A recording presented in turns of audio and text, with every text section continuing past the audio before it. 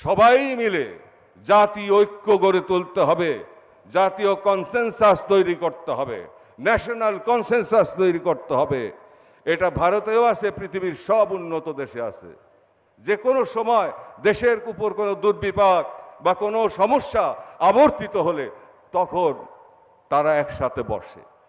এমনকি বাতে মারা পাকিস্তান, তাদেরও কিন্তু বিপদের সময় এক হয়ে যায়। একসাথে বসি না আমরা মাটির সাথে মিশিয়ে দেব, দেখি কি করে, তাই না? খেলা হবে। এ কি অবস্থা, কোন দেশে আছি আমরা? কি খেলা হবে? রক্তের খেলা, রক্তের হোলি খেলা হবে? আমরা থাকতে রক্তের হোলি খেলা হতে দেব না।